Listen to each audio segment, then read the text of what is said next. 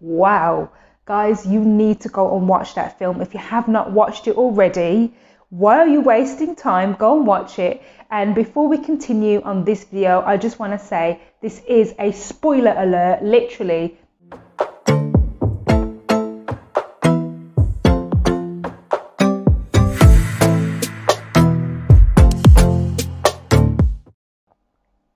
Are we ready? Yeah, let's go. Hello, beautiful people. It's your girl Tamar, also known as Unique Tay, and welcome back to my channel. So I am going to give you my open, honest and raw review on the Alvin dance documentary film that came out on January the 4th right here in the UK. And the Alvin dance film is about Alvin Ailey, the famous, the extraordinary choreographer and dancer Alvin Ailey, American Dance Theatre Company. So I went to watch it last night with my aunt, and wow,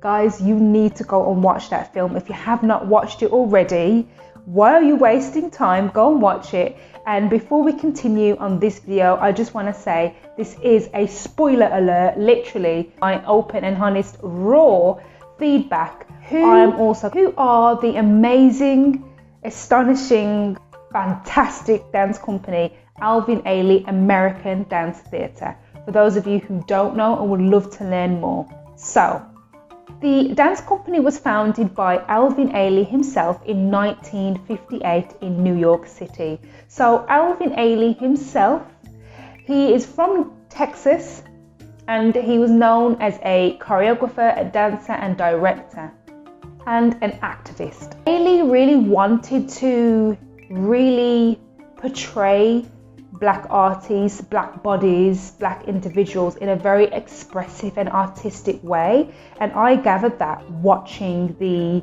documentary film. And amongst the obvious, it being a Black-led dance company, I think the addressing the elephant in the room, during those times, it was started in 1958, and then obviously it progressed. It was championed and embraced by other cultures after, when they traveled internationally. From the film is the fact that this was during the civil rights movement, guys. Like, this was during, I'm going to say that again, it was during the civil rights movement in the 1960s, and then you're going into the Black Panther movement in the 1970s. And the Alvin Ailey Dance Theatre Company is still running strong. It's still there. They continued, they persevered. And I think that is something that needs to be addressed, you know, and I'm just going to say things for what it is, but that was all during those harsh times. Those harsh times haven't ended. It's still happening today. We're still out here, you know, being advocates and activists as well for human rights, you know, for standing up for our race, our people, our nation till this day. And yet, doesn't matter who you are and what it is that you do, that we always find a way to persevere and navigate throughout that world, but also expressing our art form. So when I first was introduced to Alvin Ailey, and when I studied Alvin Ailey Dance Theatre as well while I was at college, that wasn't really talked about. None of the tutors talked about the obvious. This company became successful during the civil rights movement, during the Black Panther movement as well.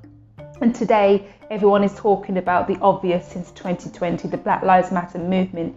And it's like, but we've already been doing this. We've already been out there on the streets. We've been dancing this, we've been singing this, we've been expressing ourselves through this. So I really like the fact that that movie touched on it, and it wasn't in a very obvious, in-your-face way. It was just kind of normalized in the documentary film. And that's what I really liked about the film itself, that it touched on all avenues of the dance company, and it really just addressed the elephant in the room. So thank you. So a couple of moments that I really liked throughout the film. Number one, I love the portraits of the Black community in Texas in the 1950s. There were like black and white portraits and images of just in the 1950s. They were like black and white portraits and images of just the people, of children, laughter, dancing, movement, you know, out in the country. And they also talked about how Ailey, you know, who was raised by his mother, so a single parent household. His mother was a young mother, so he was an only child, didn't know his father. So it kind of was, the way I gathered it, that Ailey was just him and his mother. Just him and his mother was very nurturing, very supportive of whatever Ailey wanted to do in life and persevere, and nothing stood in his way or her way. I found that very, very touching to see that connection, that deep connection between him and his mother. And later on in the documentary film that I didn't know as well is the fact that one of his choreographic pieces, please correct me if I'm wrong here, I think it's called Cry, that was actually dedicated to black women, to the black womanhood, and also to his mother, like a birthday gift. What I found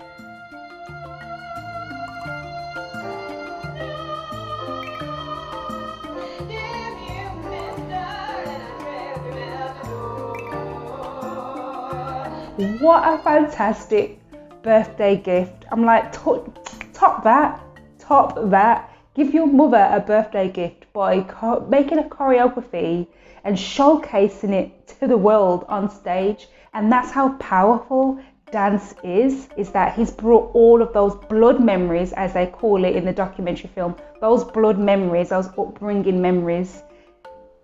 He brought it to stage, he brought it to life. I mean, my favorite one is Revelations.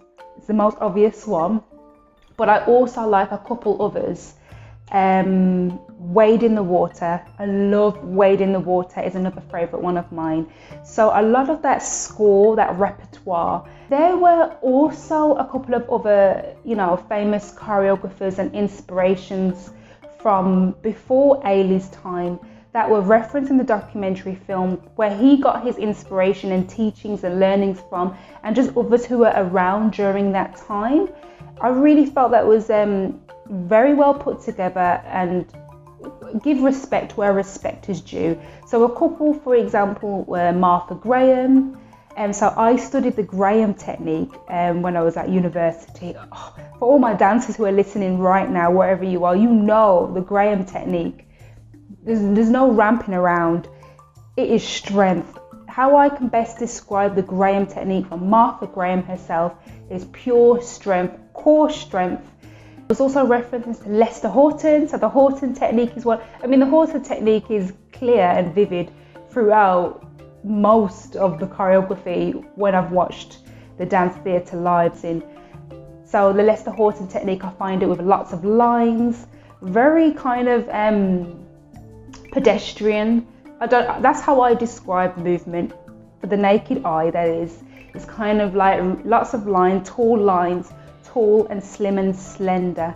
So I call that kind of pedestrian. So there was references to Lester Horton, Katherine Dunham. How could I ever forget Katherine Dunham? So Katherine Dunham, another renowned choreographer. So Katherine Dunham was also an American dancer and choreographer, creator of the Dunham technique, another contemporary dance art form. I mean, Katherine was very multidisciplinary. She was ahead of her time. She truly was paving the way. There's no doubt about it. An activist, an artivist, an educator, still an educator today because her legacy lives on too. I just think about the spirit every time I think about Katherine Dunham. So long story short, like how would I really sum up the whole documentary? I found the documentary film authentic. I found it raw. I found it pleasantly surprising, and there were a few dark moments that I didn't know of. Obviously, I didn't know because I wasn't there. First things first is that whatever dream that you have, go for it. Do not let anyone stand in your way. Do not let anyone stand in your path. If you have a vision and you have a dream that is making you feel so excited and you're passionate about it, there is no reason why you cannot pursue that and just make it happen, because you never know if you don't even try. And that's what I gathered from the documentary film from Ailey, you know, he was a young male, and we know even till today in the 21st century, in 2022, that there's always like this stigma around men and boys dancing, like it's an untouched area.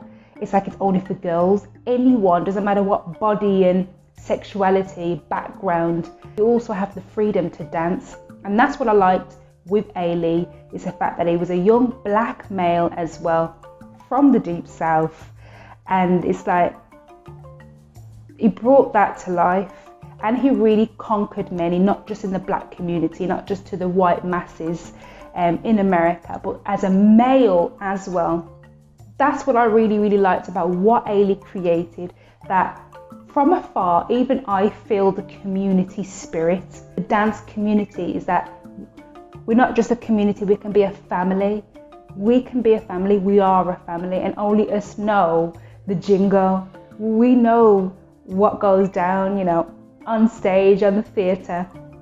So yeah, I found a lot of the references used very relatable, very touching. Another thing, like just regarding during that time and that era, through those early years, the first like 2 or 3 decades, I mean, that all happened successfully with no social media. Can we just address that?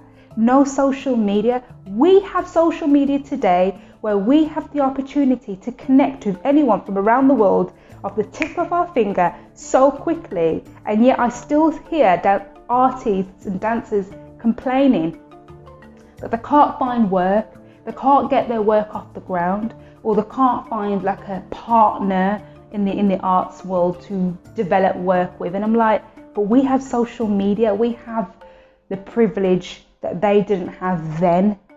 We've got that. It's like that step up the ladder now. You know, we've got technology.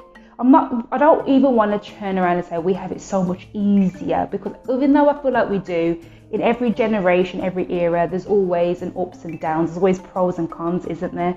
So the pro that we have today is the fact that we have technology that can speed up a lot of things and connect us even wider and broader with more audiences, you know. But at the same time, it can be very, very distracting. I hope you are gathering what I'm trying to say, saying this. So the reason why I'm saying that is the fact that Ailey's company became so successful internationally without technology in that way. There was some other parts that I found really, really hard. I found challenging, I found disturbing. Ailey himself had a breakdown. I am sad, while at the same time I'm glad that part of the story was told.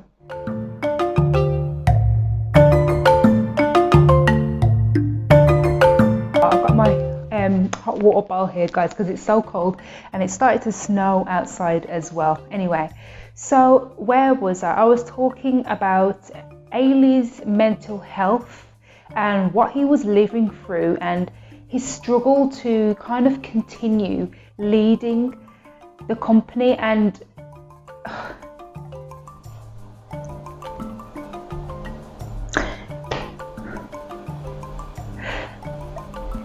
there was so much unraveled during that scene of the documentary film, not just about Alvin Ailey's personal battle with mental health, but just for the sake of mental health and well-being in artists. I feel this discussion needs to be had even more than it is already. I feel like it runs deep, not just at that professional level once you've become established. I think the conversation needs to start a lot sooner. We know we need to start having conversations more about managing mental health and well-being in children, even from school and college days. But I feel like within the arts world and as dancers and artists, the demand, guys, we totally underestimate how much that could come down hard, and it's like a ton of bricks. And I felt that. I felt the energy. I felt that hardship as well, in feeling like you have to just show up for everybody. So yeah, that part of the movie I felt resonated with me personally, because I felt like I've reached stages in my career, and I'm being open and transparent on my channel now, because I don't think I've talked about this, but I go through anxiety a lot. I have a lot of people say, oh Tamar, you're bold, you're adventurous, you're always traveling and doing so much amazing things. And little do people know is that I actually go through a lot of anxiety. Reached burnout in the past. I've had surgeries like on my ankle as well, because I was training too hard, intensive training that caused so much pressure on my ankle joints, and from the waist down. That was due to working too hard and not taking care of my physical and mental health. And then also I'd had a really, really hard experience. When I was at university, I think I was in my second year, coming towards the end of the first year, not only was I going through the dissertation, meeting all the exam deadlines, I was also working 2 jobs as well. And one of the jobs I worked in a nightclub where I come back home at 4 a.m. in the morning, ready to start class at 7 a.m. That was a lifestyle I was living as a young student while at university and studying and training to be a dancer, a performer, and I had an anxiety attack. The anxiety attack that I had, I was on my own.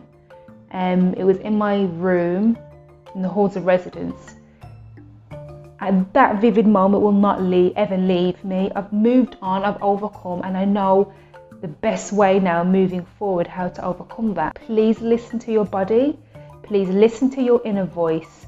Please just shut down all the outside noise and focus on you. Do what is best for you. Make choices that are going to serve you in the long run. If it is going to cost your mental health, it is not worth it. So thank you so much to the team, the filming team, who included that very vital part of Ailey's story, his journey that resonates with so many of us worldwide in terms of taking care of our mental health and well-being as artists. Yeah, got that off my chest now. Actions speak louder than words. Let's put those words into action. And when we put it into action, we need solutions, guys. We need to create a healthy and safe environment for all to be able to express themselves, for all to be able to be seen and to be heard. I hope you catch my drift when I'm saying this. But I am so grateful for the documentary film, not just for Ailey himself in bringing this art form to us, to our doorsteps, to our screens as well, but for the whole story, because so many of us can relate and resonate with different segments of his story. So this is why I highly recommend you all to go and watch it if you haven't already. Try and book yourself a ticket to watch the company, whether that's live or virtually, or even just do a quick YouTube search. As I said earlier, we have technology on our fingertips and we can access so much information right now very quickly.